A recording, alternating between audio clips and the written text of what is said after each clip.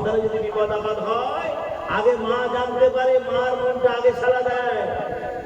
এজন্য মা ফাতেমা বলছেন, আমার মনের ভিতরে কেমন হচ্ছে জামা গায়ে দিও না, এই জামার হাকিকত জানতে হবে, জামার ভিতরে কি হাকিকত আছে সেটা আমাকে আগে জানতে হবে, জামা গায়ে দিও না। ও আমার বাবাজিরা, বিশ্ব নবী সাল্লাল্লাহু আলাইহি ওয়াসাল্লাম নিজের বাড়িতে বসে আছেন, এমন সময় আল্লাহ বলে, জিবরাইল, ও জিবরাইল, তাড়াতাড়ি করে চলে যাও, আমার নবীর দরবারে হাজির হয়ে যাও। মা ফাতেমা যখন সন্তান নিয়ে নবীর দরবারে আসে, তুমি তার আগে গিয়ে আমার নবীকে জানিয়ে দাও। ও আমার বাবাজিরা, আল্লাহ নবী আল্লাহর হাবিব বসে আছেন, মা ফাতেমা জোহরা দুই সন্তানকে নিয়ে নবীর দরবারে হাজির। আসসালামু আলাইকা ইয়া রাসূলুল্লাহ, আসসালামু আলাইকা ইয়া হাবিবাল্লাহ। হুজুর, আমি দুই সন্তানই আপনার দরবারে এসেছি হুজুর, আমার সন্তানদের জামার হাকিকত কি আছে আপনি একটু বলুন। জামার হাকিকত কি আপনি বলবেন? ও আমার বাবা জিবরাইল পাশে বসে আছেন। জিবরাইল বলেন, ইয়া রাসূলুল্লাহ, ইয়া হাবিবাল্লাহ, হুজুর আপনি বলে দিবেন লাল জামাটা যে নেবে, ইমাম হুসাইন লাল জামা নেবে। ইয়া রাসূলুল্লাহ, ইয়া হাবিবাল্লাহ, হুজুর লাল জামা যিনি গ্রহণ করবেন আপনার উম্মতের নাজাতের জন্য কারবালার জমিনে তাকে রক্তে লালে লাল করে দেওয়া হবে। হুজুর আপনি বলে দেন সবুজ জামা নেবে হুসাইন, সবুজ জামা নেবে হাসান। আপনি জানিয়ে দেন, আপনি বলে দেন ইমাম হাসানকে আপনার উম্মতেরা তারা বিষ খাইয়ে সবুজ করে দুনিয়ার জমিন থেকে বিদায় করে দেবে। ও আমার বাবাজিরা, আল্লাহর হাবিব বসে আছেন। বাবা নবী আর সহ্য করতে পারলেন না, নবীর চোখ দিয়ে ঝরঝর করে পানি পড়ে। আমার হুসাইন কারবালার জমিনে শহীদ হয়ে যাবে, আমার হাসান তাকে বিষ খাইয়ে সবুজ করে বিদায় দেবে। ও আমার বাবাজিরা, বিশ্ব নবী সাল্লাল্লাহু আলাইহি ওয়াসাল্লাম যদি একবার আল্লাহকে বলতেন, একবার আমার মাবুদকে জানিয়ে দিতেন, আল্লাহ আমি ইমাম হাসান ইমাম হুসাইনের এই শুহাদায়ে কারবালাকে আমি গ্রহণ করব না, ইমাম হাসান হুসাইনের মৃত্যুকে আমি নবী মানতে পারব না, আল্লাহ কোনদিন সেই কাজ করত না। বিশ্ব নবী সাল্লাল্লাহু আলাইহি ওয়াসাল্লাম জানতে পেরেছিলেন আমার হাসান হুসাইন যেদিন শহীদ হয়ে যাবে, কাল কিয়ামতের ময়দানে কঠিন মহাশরে আমার উম্মতে মুহাম্মাদি নাজাত পেয়ে যাবে। উম্মতে মুহাম্মাদি নাজাত পেয়ে যাবে, তার মানে আল্লাহ নবী আল্লাহর হাবিব ইমাম হুসাইনের রক্তমাখা জামাত আল্লাহর কাছে পেশ করবে যে আল্লাহ আমি ইমাম হুসাইনের রক্তমাখা জামা পেশ করেছি, এর বিনিময়ে আমার উম্মতকে আপনি মাফ করে দেন। জোরে বলুন না সুবহানাল্লাহ। আমার উম্মতকে আপনি মাফ করে দেন। ও আমার বাবাজিরা, মা ফাতেমা জোহরা রাদিয়াল্লাহু তাআলা ইমাম হুসাইনের সার মুবারক আমার আল্লাহর দরবারে পেশ করবে। মাবুদ আল্লাহ, বিশ্ব নবী জানিয়ে দেন আমি ওই সময় আমার আল্লাহকে বলবো, আমার মাবুদকে আমি বলবো, ও রব্বুল আলামিন আল্লাহ, আমার মেয়ে ফাতেমা সন্তান কুরবানি দিয়েছে, তার বিনিময়ে আমার উম্মতের নাজাত আমি নবী চাই।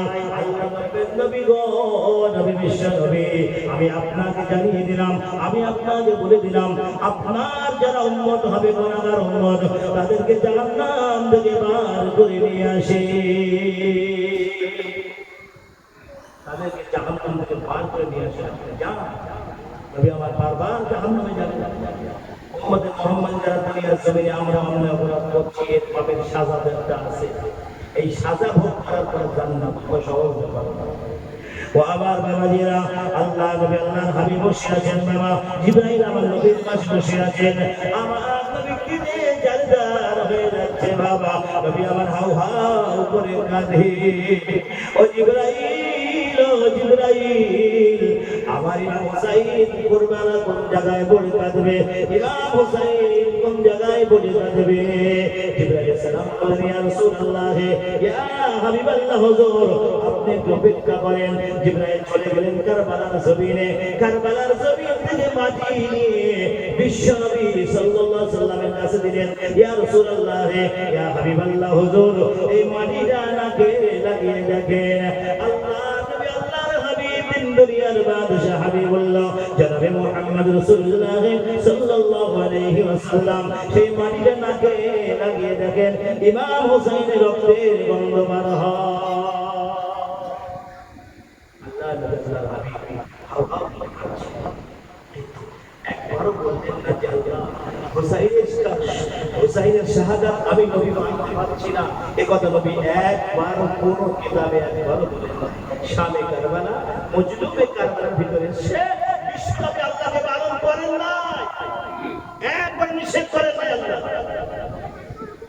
বিশ্বনবী সাল্লাল্লাহু আলাইহি ওয়াসাল্লাম জানতেন আল্লাহ পাক রব্বুল আলামিন জানিয়ে দিয়েছেন হাবিব দোস্ত বন্ধু আমার আপনার নাতিদের কুরবানি আমি আল্লাহ কবুল করে নিয়েছি। আমার নবী খুশি হয়ে যান, আবার যখন শুনে আমার নাতিরা কুরবানি হয়ে যাবে, আমার নাতিরা শহীদ হয়ে যাবে, কারবালার জমিনে রক্তে লালে লাল করে দেবে, আমার নবী কাঁদা শুরু করে দেন। বাবা বিশ্ব নবীর কান্না বন্ধ হয় না। ইমাম হুসাইন রাদিয়াল্লাহু আনহু কারবালার জমিনে শহীদ করা হয়েছে, নির্মমভাবে শহীদ করা হয়েছে। বাবাজি এমন একটা ঘটনা সামনে আসে, ইমাম হুসাইন রাদিয়াল্লাহু আনহু জীবনের শেষ নামাজ আদায় করলেন। বাবা এদিন জুমার দিন 10 মুহররম জুমার দিন ছিল, জুমার দিনে 2 রাকাত ফরজ নামাজ আদায় করবেন, 2 রাকাত ফরজের নামাজ আদায় করছেন। বাবা প্রত্যক্ষদর্শীরা বলে ওই 2 রাকাত নামাজের ভিতরে 70 খানা তীর মারা হয়েছে। আমার বাবাজিরা একটা জীবিত মানুষ যদি নামাজ পড়ে তার ভিতরে 70 খানা তীর চিন্তাকে মারা যায়, এমন কিসিমের তীর ছিল, একদিক থেকে মারে আর একদিক থেকে বেরিয়ে যায়। বাবাজি সালাম ফিরিয়ে ইমাম হুসাইন ঘোড়ার পিঠে উঠবে, যুদ্ধ করবে না, আর ঘোড়ার পিঠে উঠতে পারলেন না, উঠতে পারেন না। বাবাজি ঘোড়ার পিঠে হাত দিয়ে দাঁড়িয়ে আছেন, না না না না বলে চিৎকার করে, নানাজি না না বলে চিৎকার করে। বিশ্বনবী সাল্লাল্লাহু আলাইহি ওয়াসাল্লাম মদিনার কবরস্থান থেকে চলে গিয়ে কারবালার জমিনে হাজির হয়ে যায়। কারবালার জমিনে ইমাম হুসাইনকে জড়িয়ে ধরে হাউ হাউ করে কাঁদে। ইমাম হুসাইন যতবার করে দিয়েছেন আমার নবী আপনার নবী দুনিয়ার বাদশাহ হাবিবুল্লাহ জনাবে মুহাম্মদ রাসূলুল্লাহ সাল্লাল্লাহু আলাইহি ওয়াসাল্লাম ততবার গড়াগড়ি দিয়েছে। সোহাদায়ে কারবালা ওঠিয়া মাশাআল্লাহ আমার ভাই বাবাজিরা, সোহাদায়ে কারবালা বছরে একবার 10 মুহররম ইয়াউমুল আশুরার দিনে সংগঠিত হয়েছে সোহাদায়ে কারবালা। বিশ্বকবি আল্লামা ইকবাল রহমাতুল্লাহ বলেছেন ইসলাম জিন্দা হতে হ্যায় হর কারবালা के बाद, একবার জোরে বলুন সুবহান। বিশ্বকবি আল্লামা ইকবাল রহমাতুল্লাহ বলেছেন ইসলাম জিন্দা হতে হ্যায় হর কারবালা के बाद। আজকে যদি ইমাম হুসাইন জীবন না দিতেন, হুসাইন তার বাড়ির লোকজন সকলের জীবন না দিতেন, আজ ইসলাম আমাদের পর্যন্ত পৌঁছাতো না, ইসলাম আমাদের পর্যন্ত আসতো না। আজকে আমাদের পরে আরো দিকে চলে যান, বাংলাদেশ তথা তারপরে আরো দেশ আছে, সেসব দেশে মানুষ ইসলাম জানে, ইসলাম বোঝে। কেন? ইমাম হুসাইন জীবন দিয়েছেন, ইমাম হুসাইন তার জীবনটা দিয়েছেন। এই জন্য আল্লাহ পাক রব্বুল আলামিন তার কালিমা ইসলামকে আরো প্রচার প্রসার করে দিয়েছেন। একবার জোরে বলুন সুবহানাল্লাহ। ওয়া আমার বাজিরা জিবরাইল সালাম নবীর পাশে বসে আছেন। জিবরাইল বলেছেন ইয়া রাসূলুল্লাহ হুজুর কারবালা পর্যন্ত যার হায়াত আছে তার কাছে মাটিগুলো রেখে দেন। এখন নবী জানেন কিনা কার হায়াত আছে? আপনার কথা বলেন, নবী জানেন তো নাকি কার হায়াত লম্বা কার হায়াত কম? নবী জানেন তো? আরে নবীর উম্মত জানেন, নবী জানবেন, আপনারা কি মনে করেন? নবীর উম্মত বলে দিচ্ছে কার হায়াত লম্বা কার হায়াত কম। বসের আল্লাহ রহমাতুল্লাহ কথা বলি, আল্লামা দাদা হুজুর রহমাতুল্লাহ আলাইহির মুজাদ্দিদের দায়িত্বটা, মুজাদ্দিদ অর্থাৎ জামানা সংস্কার, মুজাদ্দিদ কথার অর্থ জামানা সংস্কার। এই মুজাদ্দিদের দায়িত্বটা বসিয়ার আল্লামা হুজুরকে দিচ্ছিলেন। আল্লামা বসিয়ার আল্লামা হুজুর বলছেন দাদা হুজুর আমার হায়াত মেজি ভাইয়ের হায়াত বেশি। একবার জোরে বলুন সুবহানাল্লাহ। আমার হায়াত কম, মেজি ভাইয়ের হায়াত অনেক বেশি। তিনি জানতেন, তিনি জানতেন আর নবী জানবেন না। আমার হায়াত কম, আমি আল্লাহর কাছে দোয়া চেয়েছি, আল্লাহ আপনি আমাকে আমার নবী যতদিন দুনিয়ার জমিনে ছিলেন আমাকে ততদিন দুনিয়ার জমিনে রাখবেন, তার চেয়ে বেশি আমি রাখতে চাই না। ঠিক 63 বছর বয়সে বসিয়ার আল্লামা রুহুল আমিন রাহমাতুল্লাহ আলাইহি ইন্তেকাল করলেন। আর মেজে ভাই মানে মেজে হুজুরি 100 উঠতে হায়াত 100 পার করে গেছে মেজে হুজুর কেবলা রাহমাতুল্লাহ আলাইহি 100 পার করে গেছে। মেজে হুজুর মুজাদ্দিদ ছিলেন, জামানার সংস্কার ছিলেন। মুজাদ্দিদ কথার অর্থ জামানার সংস্কার। সুতরাং আমার নবী জানবেন কিনা? নবী তো অবশ্যই জানবেন। নবী উম্মে সালমাকে লক্ষ্য করে ডাকেন, উম্মে সালমা শোন আমার কাছে। উম্মে সালমা নবীর কাছে, ইয়া রাসূলুল্লাহ ইয়া হাবিবাল্লাহ, আমাকে মারলেন। আল্লাহ নবী আল্লাহর হাবিব দুনিয়ার বাদশা হাবিবুল্লাহ জনাব মুহাম্মদ রাসূলুল্লাহ সাল্লাল্লাহু আলাইহি ওয়াসাল্লাম উম্মে সালমাকে লক্ষ্য করে ডাক দিলেন। উম্মে সালমা নবীর দরবারে হাজির হয়ে গেল। উম্মে সালমা বলে, ইয়া রাসূলুল্লাহ ইয়া হাবিবাল্লাহ, হুজুর আপনি আমাকে ডাকলেন, আমার ডাকার পরে আপনি কাঁদেন কেন হুজুর, চোখের পানি ঝরান কেন? আমার নবী জানিয়ে দেন, উম্মে সালমা রে, এই মাটিগুলো তোর কাছে রেখে দে, একটা কাছের বইমের ভিতরে মাটিগুলো রেখে দে, একটা বোতলের ভিতরে মাটিগুলো রেখে দে। ওরে উম্মে সালমা, যেদিন দেখবি এই কাছের বইমের মাটিগুলো লাল হয়েছে, সেদিন জানবি আমার হুসাইন কারবালার জমিনে শহীদ হয়েছে। ও আমার বাবাজিরা, এইভাবে করে আস্তে আস্তে বিশ্বনবী বিদায় হয়ে গেল, 4 সাহাবী বিদায় হয়ে গেল, ফাতেমা বিদায় হয়ে গেল, আলী বিদায় হয়ে গেল। এইভাবে আস্তে আস্তে মদিনার ক্ষমতা, মদিনার রাষ্ট্রপ্রধান আমিরে মুআবিয়া হয়ে গেলেন। আমিরে মুআবিয়া নবীর সাহাবী, কাঁদেবে ওই ছিলেন, ওই লিখতেন যে সাহাবী, ওই সাহাবীর কথা একটু বলি। বিশ্বনবী সাল্লাল্লাহু আলাইহি ওয়াসাল্লাম যখন নখ কাটতেন, বাবা নখ কাটতেন, আমিরে মুআবিয়া এই নখগুলো এক জায়গায় জমা করে রেখেছিলেন, এক জায়গায় জমা করে রেখে দিয়েছিলেন। বাবা আমিরে মুআবিয়া ইন্তেকালের আগে তার আপনজন পরিজনদেরকে বললেন, হে আমার পুত্র, আমার সন্তান সন্ততিরা, তোমরা শোনো শোনো, আমার কাছে কিছু জিনিস আছে, কিছু চমৎকার জিনিস আছে, ওই জিনিসগুলো তোমরা আমার কাছে ব্যবহার করবে। কিছু চমৎকার জিনিস আছে। ও আমার বাবারা, আপনজনরা জিজ্ঞাসা করে, হে আমিরে মুআবিয়া, আপনার কাছে কি এমন জিনিস আছে? বিশ্বনবী সাল্লাল্লাহু আলাইহি ওয়াসাল্লাম যখন নখ কাটতেন, আমি সেই নখগুলো জমা করে রেখে দিয়েছি। হে আমার পাড়া প্রতিবেশীরা, হে আমার আত্মীয় স্বজনেরা, আমি যখন মারা যাব, আমি যখন কবরস্থ হয়ে যাব, কবরের ভিতরে, আমার কাপড়ের ভিতরে আমার নবীর নখ মুবারকটা ঢুকিয়ে দেবে। আমার চোখের ভিতরে, আমার গালের ভিতরে বিশ্বনবী সাল্লাল্লাহু আলাইহি ওয়াসাল্লামের নখ মুবারকটা লাগিয়ে দেবে। কবর আযাব দেওয়া তো দূরের কথা, কবর আমাকে সম্মান করতে বাধ্য হয়ে যাবে। নারে তাকবীর, নারে তাকবীর। শুহাদায়ে কারবালা জিন্দাবাদ, শুহাদায়ে কারবালা, নারে তাকবীর। একজন সাহাবী আমিরে মুআবিয়ার লক্ষ্য ধারণা দেখেন যে আমার আমল কবুল হয়েছে কিনা আমি জানি না, আমার নেক কাজ কবুল হয়েছে কিনা আমি জানি না, কিন্তু এতটুকু আমি জানি, আমি বিশ্বনবীর কদম মুবারকের খেদমত করেছি। জোরে বলুন সুবহানাল্লাহ। বিশ্বনবীর কদম মুবারক আমি খেদমত করেছি।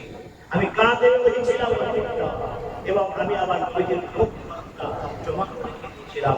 আমার নবী যখন নখ কাটতেন, সেই নখগুলো আমি আস্তে আস্তে ঘুরিয়ে রেখে দিতাম। একবার জোরে বলবেন না সুবহানাল্লাহ।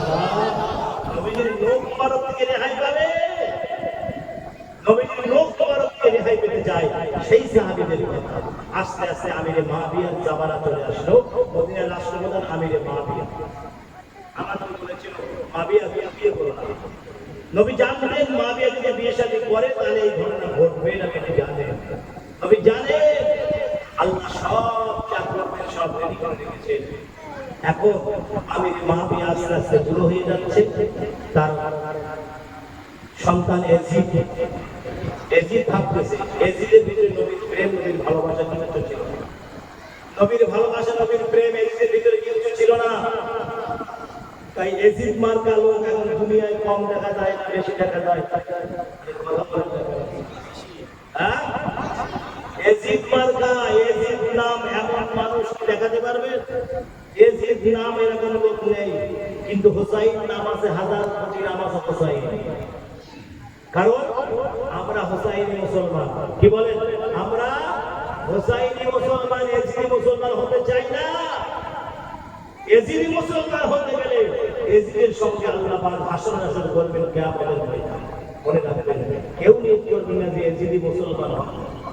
আজকে এই মাহফিলটা বাচ্চারা দিয়েছে, কাজীপাড়া, মোল্লাপাড়া সমস্ত বাচ্চারা কিন্তু এই মিলাদ কায়েম করেছে। আলহামদুলিল্লাহ, আল্লাহ পাক তাদেরকে আরো বড় মিলাদ দেওয়ার তৌফিক দিন। আমরা বলি আল্লাহুম্মা আমিন। আমাদের সোনার একটা রাস্তা লাইন তৈরি করে দিয়েছে তারা। সোহাদায়ে কারবালার ওয়াজ শোনার জন্য একটা সিস্টেম তৈরি করে দিয়েছে। সুন্দর প্যান্ডেলের ভিতরে, শামিয়ানার ভিতরে আমরা বসে বলছি শুনছি আলহামদুলিল্লাহ তাদের অবদানে।